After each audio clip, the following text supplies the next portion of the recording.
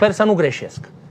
Ce făceați anul trecut pe 22 aprilie 2024? Deci la un an și un pic față de acum. Mai țineți minte ce făceați pe 22 aprilie 2024? Probabil că nu mai țineți minte. Eu știu însă sigur ce făceam și Dumitru Dragomir știe sigur ce făcea acum un an și o lună. Știți cum se numește emisiunea, nu? Profețiile lui Don Mitică, da? O să vedeți cea mai tare profeție din istoria României.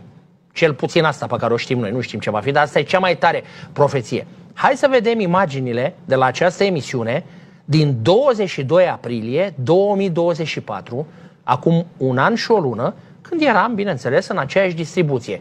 Eu, moderator, și Nea Mitică, cu farmecul lui inegalabil, ne spunea ce va urma pentru România pe plan politic, da? Și eu mă uitam așa puțin la el, zic, bă, omul s-a mai dilit, știi cum e, mai trece timpul, mai știi cum e, mai vârsta, mai astea. Băi, oameni buni, trebuie să vedeți asta. Bă, țineți-vă bine, nu, nici ne aminte, el își aduce aminte, dar nu mai ține minte imagine. Deci gândiți-vă ce făceați pe 22 aprilie și după aceea, după ce vedeți astea, gândiți-vă ce a putut să spună Dumitru Dragomir, cea mai tare profeție, cred că din istoria tuturor timpurilor din România. Deci profeția profețiilor, da? Hai să vedem imagine.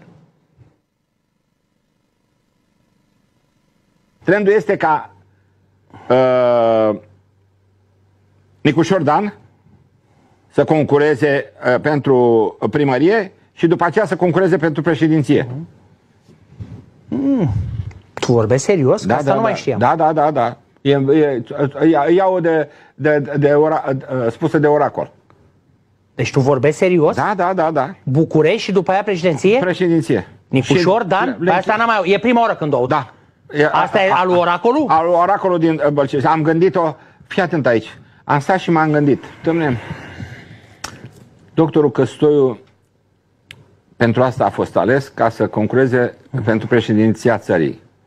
În momentul când doctorul Căstoiu mi-a spus că Băsescu i-a spus nu te duce, pentru mine a fost un semn de întrebare. Fii atent, un semn de întrebare. Băsescu are acces la informații ca și... Ai văzut ce a zis Cârstoiu? Nu l-am ascultat pe Băsescu. Da. Fii atent, în momentul, atunci mi-am dat seama, mă, frate, unde e șpilul? Pentru că Iohannis nu poate să piardă. Iohannis face jocurile de 10 ani în țara asta. El e stăpânul României. Adică stăpânul României care ascultă de stăpânii de afară. Execută întru totul și ce le spune asupra celor doi șefi de partid, ăștia în joc de glezne execută. Înțelegi? Și am stat și m-am gândit, mă, este ceva aici. Când mi-am dat seama că hopa, de ce a făcut asta, de ce toate scursurile astea care ies și critică și fac și de astea, ca Nicușor să vină, are un mandat la primărie, mai câștigă unul și imediat, după 2 luni de zile, 3 luni de zile, se înscrie pentru cursa prezidențială și câștigă sigur. Și curăță Iohannis și pe Ciucă și pe Ciolacu. Da, asta e prima oară când aud varianta asta. Dom'le, este o gândire a unui oracol. Da, al oracolului. Da. Nu?